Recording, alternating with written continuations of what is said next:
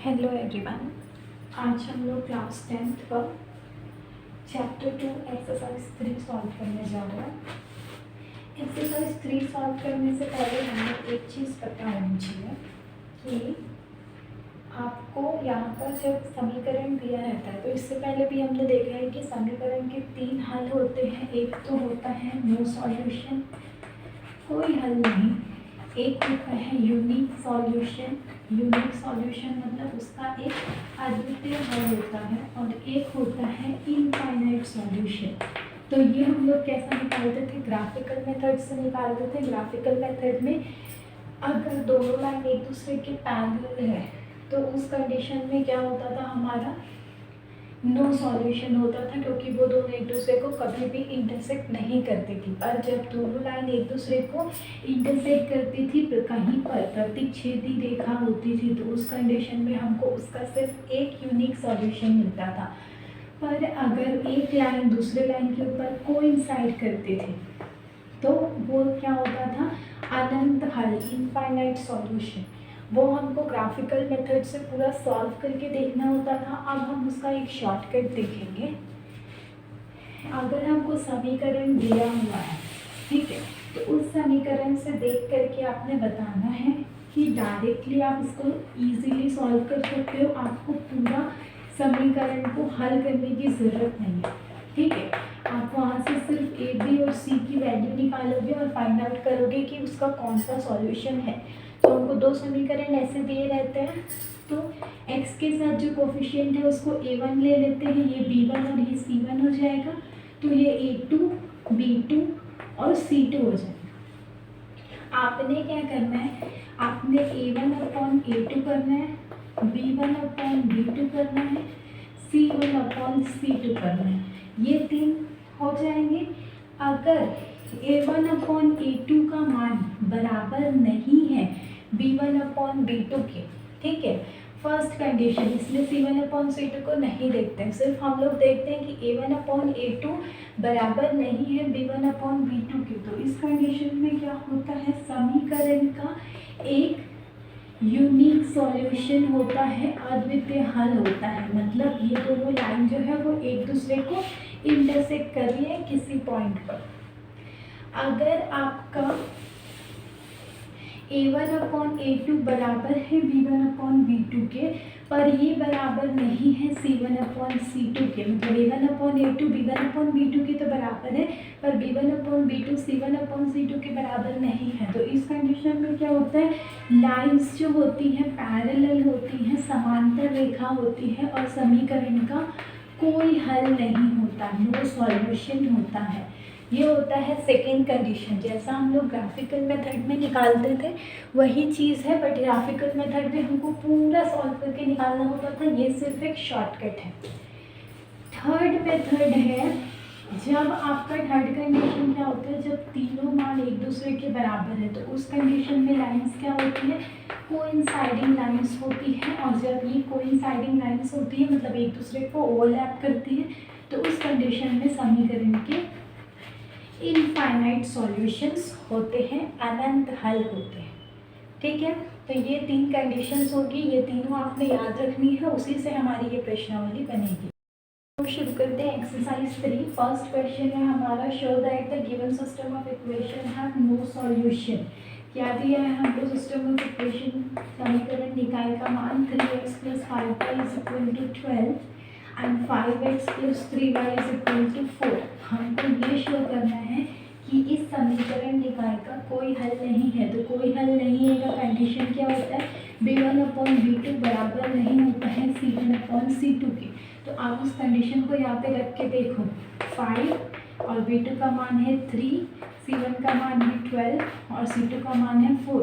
तो इसको जब सिंप्लीफाई करेंगे तो ये कितना आएगा? 3। तो 5/3 नहीं है इक्वल 3 के, तो यहाँ b1/b2 जो है वो c1/c2 के बराबर नहीं है। तो इस समीकरण निकाय का क्या हो जाएगा? कोई हल नहीं होगा, यहाँ पर नो सॉल्यूशन, ठीक है। ये क्वेश्चन क्लियर हो गया? आपको बस इतना सा प्रूव करना है। नेक्स्ट में पहुँचते हैं क्वेश्चन नंबर 2। ये हमको दिया हुआ है कि हमको ये शो करना है इस समीकरण निकाय का इनफाइनाइट सॉल्यूशन है, अनंत हल है। अनंत हल होने के लिए क्या होता है, a1/a2 बराबर b1/b2 बराबर c1/c2। तो ये हमारा समीकरण निकाल दिया हुआ है। ठीक है, तो a1/a2 मतलब 2/6 बराबर करना है b1/b2 के। तो आप ये याद रखना, आपको जब समीकरण दिया रहता है तो वो सिर्फ प्लस में दिया रहता है। ठीक है, तो अगर मान माइनस में है तो आपको माइनस के साथ लेना है। तो b1/b2 क्या होगा, -3/-9 और c1/c2 हो जाएगा 5/15। अब सिंप्लीफाई करके देखो, यहाँ पे तो ये बराबर नहीं है, पर आपको डायरेक्टली नहीं लिख देना है कि ये बराबर नहीं है। आपने क्या करना है, इसको लाना है इसके रिड्यूस फॉर्म में, सरलतम रूप में। तो 2 1 2, 2 3 6, इससे ज़्यादा तो सिंप्लीफाई नहीं होगा। माइनस माइनस कैंसिल, 3 1 3, 3 3 9, ये भी 1/3 हो गया। 5 1 5, 5 3 15, ये भी 1/3 हो गया। तो तीनों 1/3 है, तो मतलब a1/a2 बराबर है b1/b2 के, और वो बराबर है c1/c2 के। मतलब इस समीकरण निकाय के अनंत हल है। आप लिखोगे क्योंकि a1/a2 बराबर है b1/b2 के और बराबर है c1/c2 के, इसीलिए इस समीकरण निकाय का अनंत हल है। ठीक है, तो क्वेश्चन नंबर 2 यहाँ पे कंप्लीट होता है। अब हम लोग जाते हैं क्वेश्चन नंबर 3 में। क्वेश्चन नंबर 3 में हमको बोला है कि k की वैल्यू फाइंड कीजिए जब समीकरण निकाय का कोई हल नहीं है। ठीक है, तो इसको सॉल्व करने का एक मेथड होता है, अच्छे से ध्यान से देखिए। 8x + 5y = 9 दिया है, फिर दिया है kx + 10y = 15। ठीक है, समीकरण निकाय का कोई हल नहीं होता, वो कंडीशन कौन सी होती है, जब आपका a1/a2 बराबर होता है b1/b2 के और ये बराबर नहीं होता है c1/c2 के। ठीक है, तो ये कंडीशन होती है, तब उस समीकरण निकाय का कोई हल नहीं है होता है। तो अब आपने क्या करना है, a1/a2 बराबर b1/b2 आना चाहिए। तो a1 का मान कितना है 8, a2 का मान कितना है k बराबर b1 का मान कितना है 5 और b2 का मान है 10। सिंप्लीफाई करो, 5 × 5, 5 दूनी 10, 2 8 16 बराबर k, मतलब k का मान कितना है 16। ठीक है, तो कौन से मान के लिए समीकरण निकाय के कोई हल नहीं है, k का मान जब 16 होगा तब इस समीकरण निकाय का कोई हल नहीं होगा। ठीक है, ये आपने लिखना है। आगे बढ़ते हैं क्वेश्चन नंबर 2 में।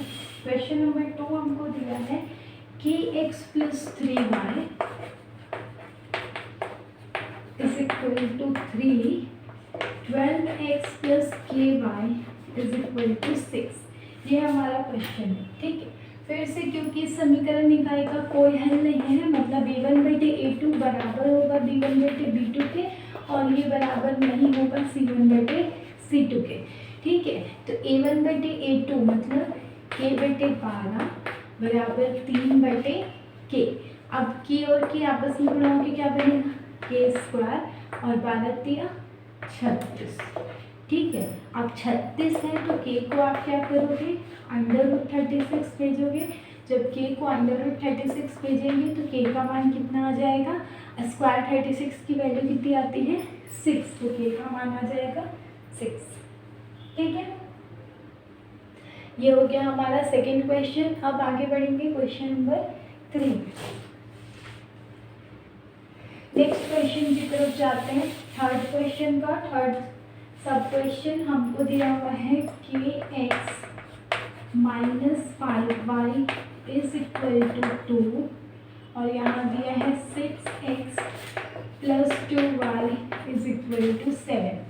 फिर से कोई हल नहीं है, मतलब a1/a2 बराबर b1/b2, तो k/6 बराबर b1 का मान कितना लेंगे 5, नहीं -5/2, 2 3 6, तो k इससे गुणा होगा तो 1 है ये, तो k ही रहेगा और ये -5 × 3, तो k का मान कितना आ जाएगा -15।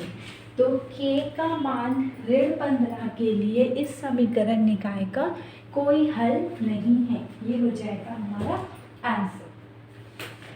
तो क्वेश्चन नंबर 3 यहाँ पे कंप्लीट हुआ। अब क्वेश्चन नंबर 4 में आते हैं।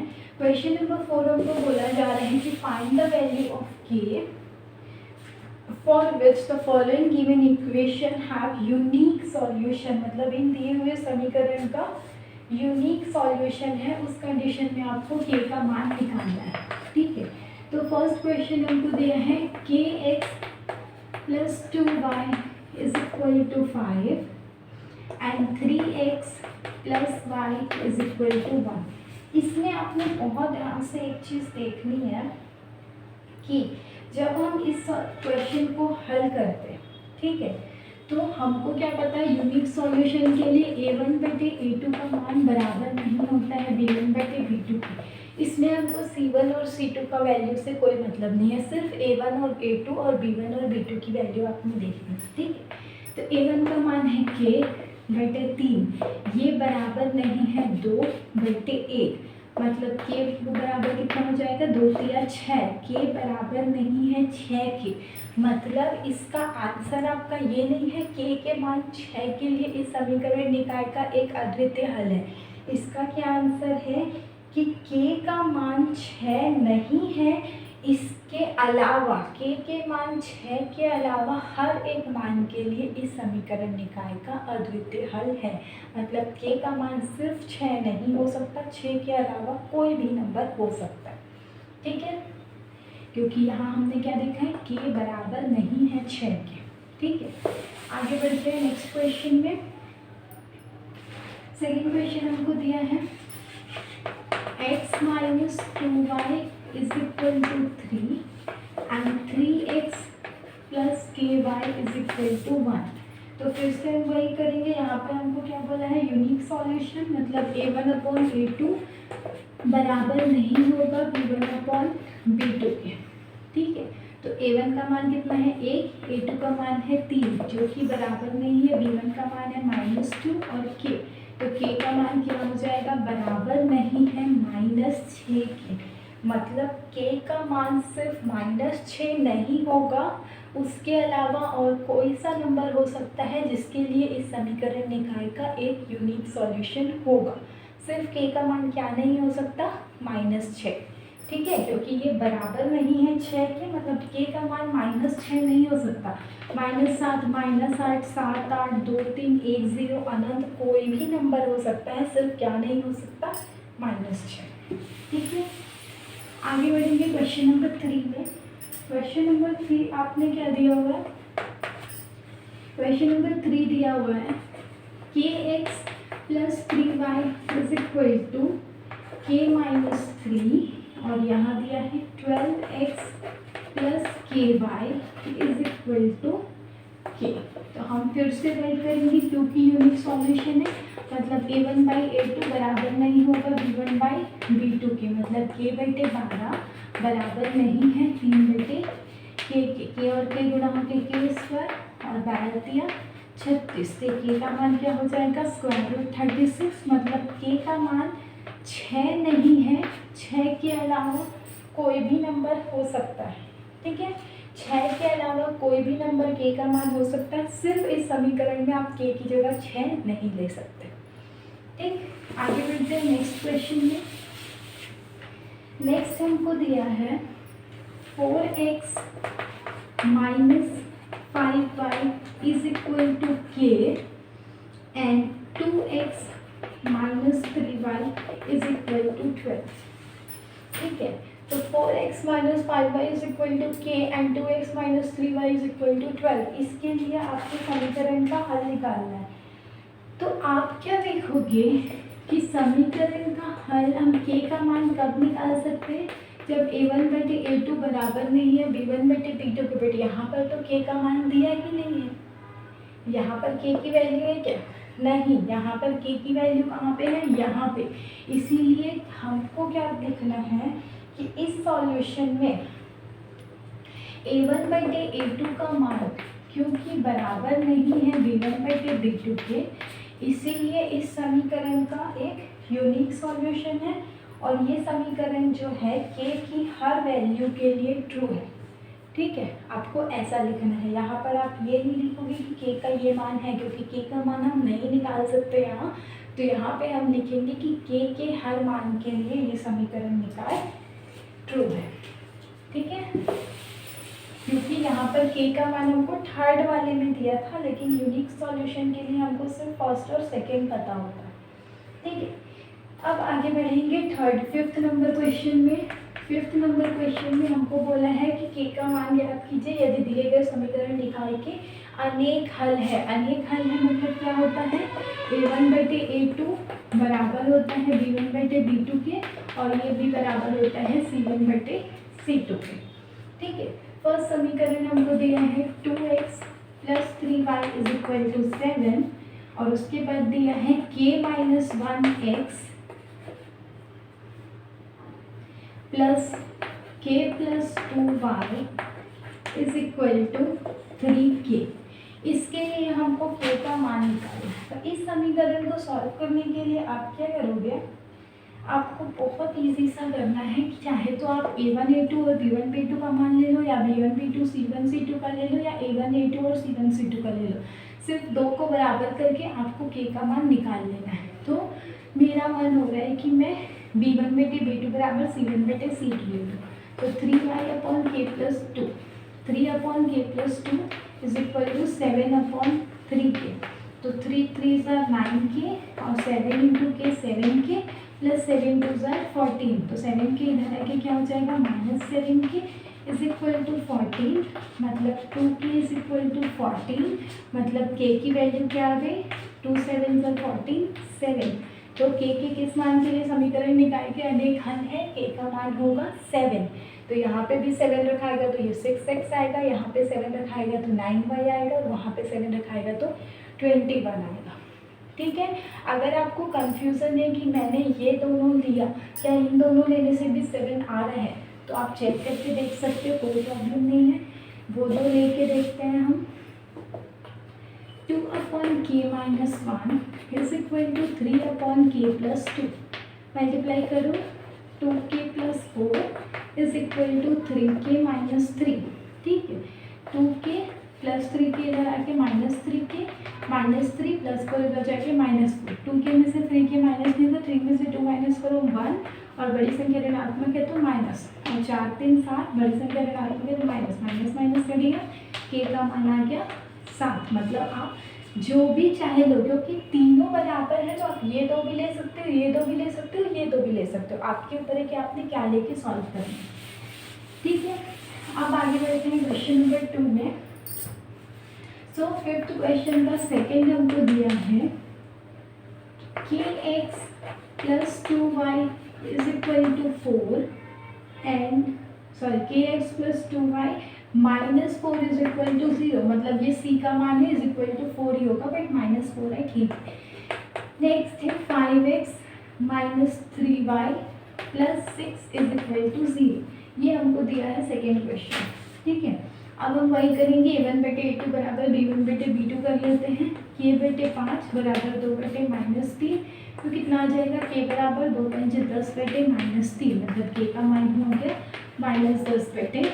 तो k की वैल्यू क्या आएगी, -10/3। अगर आपको कहीं पे कंफ्यूजन है कि इसको अगर हम उसमें रखेंगे तो आएगा या नहीं आएगा, तो यहाँ पे हम b1 b2 और c1 c2 तो ले नहीं सकते, तो हम क्या ले सकते हैं, a1 a2 और c1 c2, क्योंकि यहाँ पे k है नहीं तो सॉल्व तो होगा नहीं। तो a1 a2 और c1 c2 लेके देख लो।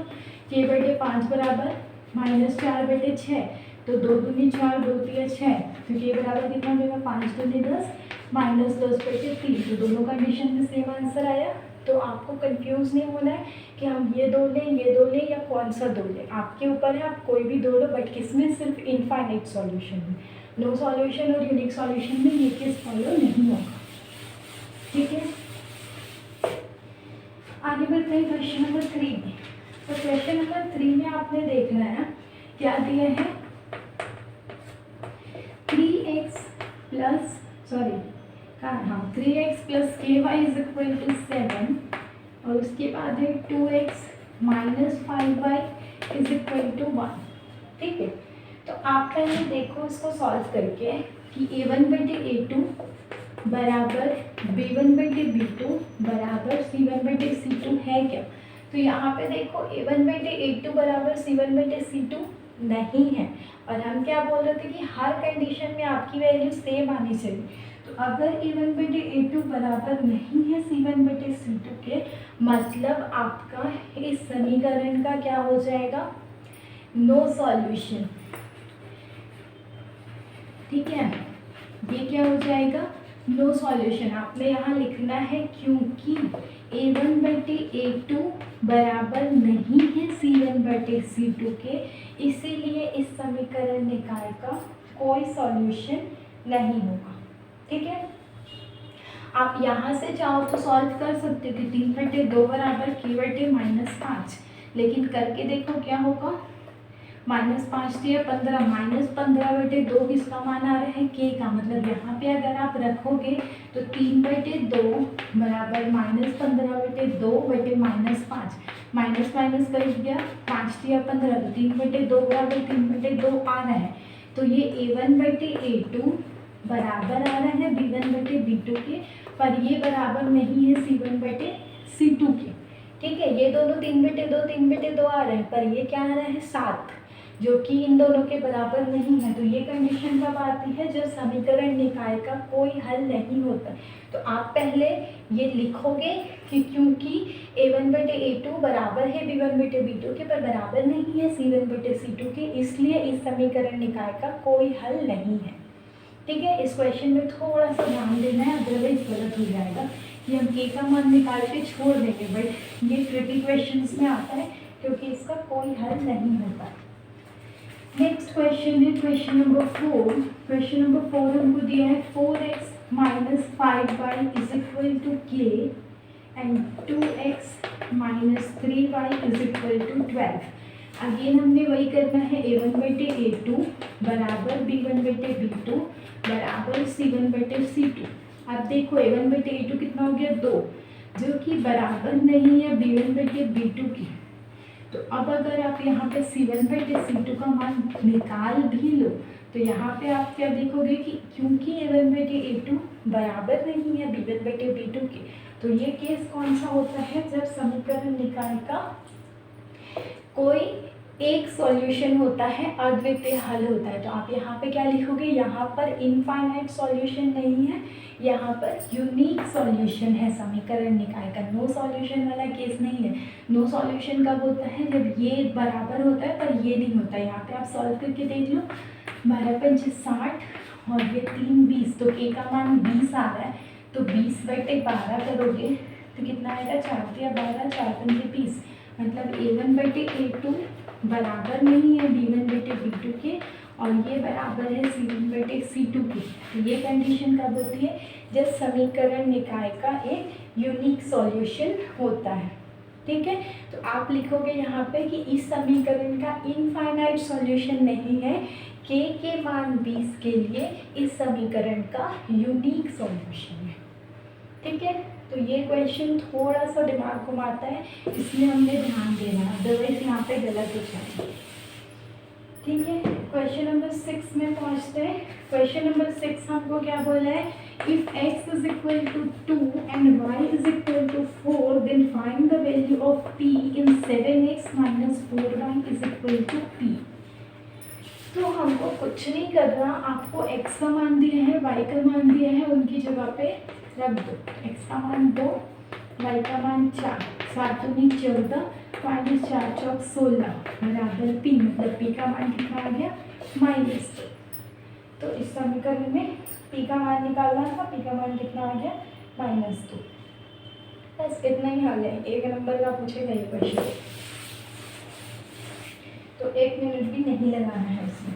ठीक है, नेक्स्ट है क्वेश्चन नंबर 7। अगर एक स्ट्रेट लाइन है 2x - ky = 9, जो कि गुजर रही है बिंदुओं 1 और -1 से, तो आपने k का मान निकालना है। ठीक है, तो जब हमको ऐसा दिया रहता है कि इन बिंदुओं से गुजरती है, तो पहली बिंदु x का मान होता है, दूसरा y का मान होता है। ठीक है, तो पहले में x का मान रखो, दूसरे में y का मान रखो और हल कर दो। तो 2 एकम 2, माइनस माइनस प्लस k = 9। तो k = क्या आएगा 9 और +2 इधर जाके -2, तो k का मान कितना आ गया 7। तो ये है इस समीकरण का हल। बस इतना सा, ये भी 2 नंबर से ज़्यादा में नहीं पूछेगा, तो ज़्यादा से ज़्यादा 2 मिनट लगाना, उससे ज़्यादा मत लगाना। लास्ट क्वेश्चन है हमारा, test whether the following sort of equation have unique solution, no solution और इनफाइनाइट सॉल्यूशन। अगर यूनिक सॉल्यूशन है तो आंसर निकालो, अदरवाइज छोड़ दो। ठीक है, तो 2x + y = 4। अब हमको क्या बोला है, फाइंड आउट। तो आप फाइंड करो a1/a2 बराबर b1/b2 बराबर c1/c2 में रखो। अब ये जिस भी केस को कंप्लीट करे वो उसका हल हो जाएगा। ठीक है, तो a1/a2 कितना है, 4/2, ये बराबर कितना ले रहे हैं, 7/1। तो पहली ही कंडीशन देख लो, 4/2 मतलब 2 जो कि बराबर नहीं आ रहे हैं 7 के। तो ये कंडीशन कब होती है, जब समीकरण निकाय का एक यूनिक सॉल्यूशन होता है। तो आपने यूनिक सॉल्यूशन में थर्ड केस को नहीं देखना होता। ठीक है, जब भी यूनिक सॉल्यूशन की बात आती है तो हम सिर्फ ये 2 केस देखते हैं। कहीं पे c1/c2 का मान बराबर आ भी जाता है, लेकिन हमने थर्ड केस कभी नहीं देखना, हमने सिर्फ a1 और b1 की वैल्यू देखनी है। ठीक है, तो आप देखो a1 और a2 और b1 b2 का मान सेम नहीं है, मतलब ये क्या है, यूनिक सॉल्यूशन। तो आप लिखोगे यहाँ पे, क्योंकि a1/a2 बराबर नहीं है b1/b2 के, इसलिए इस समीकरण का एक यूनिक सॉल्यूशन होगा। अब यूनिक सॉल्यूशन है मतलब आपने वैल्यू फाइंड करनी है, तो हम यहाँ पे यूज़ कर रहे हैं विलोपन विधि। उसके लिए मान लो मैं y को विलोपित कर रही हूँ, तो y का मान सेम करना है। 2 को 4 बनाने के लिए कितने का गुणा करना पड़ेगा, 2 का। तो दोनों पक्षों में 2 का गुणा करने पर ये पहला समीकरण मैंने लिख दिया। दूसरा समीकरण 4x + 2y = 8, सब्ट्रैक्ट करो, 7 में से 2 गया 5y = 10। तो y बराबर कितना आ गया, 2। y का मान 2 आ गया, इस मान को समीकरण में रखो और x का मान निकाल लो। तो 4x + 14 = 18। तो 4x = 18 + 14 इधर रखे ऋण 14। तो 4x बराबर कितना आ गया, 4। 4 4 कट गया, तो x का मान क्या आ गया, 0 नहीं 1। x का मान है 1 और y का मान है 2। यहाँ पे रख के देखो, 4 × 4 7 दूनी 14, 14 4 18, मतलब हमारा आंसर सही है। ठीक है, तो ये हो गया हमारा चैप्टर नंबर 2 कंप्लीट। यहाँ पे एक्सरसाइज 3 के साथ। पर इस चैप्टर में हमको एक और क्वेश्चन आता है जो किसी एक्सरसाइज में तो नहीं दिया है, पर पेज नंबर 63 में आप देखोगे दिया है कि हमको इक्वेशन दिया हुआ है और आपने उस इक्वेशन के अकॉर्डिंग स्टेटमेंट्स लिखने हैं। ठीक है, तो जब हमने फर्स्ट एक्सरसाइज किया था तो हमको वहाँ पे स्टेटमेंट्स दिए हुए थे और हमको इक्वेशन लिखने थे। और सेकेंड एक्सरसाइज ये जो लास्ट है, इसमें हमको इक्वेशंस दिए हैं और स्टेटमेंट बनाने हैं। तो आपके ऊपर है कि आप कैसा स्टेटमेंट बनाना चाहते हो। यहाँ पे देखो x + y = 60 दिया है, x = 3y। तो आप क्या बना सकते हैं इसको, 2 संख्याओं का योग 60 है, पहली संख्या दूसरी संख्या के कितने गुना है, 3 गुना। वैसे यहाँ पे 2 संख्याओं का योग 5 है, पहली संख्या दोनों संख्याओं का गुणनफल कितना है, 6। बस इतना। तो हमको सिर्फ ये देखना है कि क्या दिया है और उसके अकॉर्डिंग हम क्या लिख सकते हैं। तो ये आपके ऊपर है, आप कैसे अपनी क्रिएटिविटी यूज़ करते हो और कैसे इसको लिखते हो। तो यहाँ पर हमारा ये चैप्टर कंप्लीट होता है, चैप्टर नंबर 2। आई होप आपको ये सीरीज़ पसंद आ रही होगी। If yes then please share this video with your fellow students also and like the video, subscribe the channel, and if you have any query and suggestion, write in the comment section. Thank you. Have a nice day.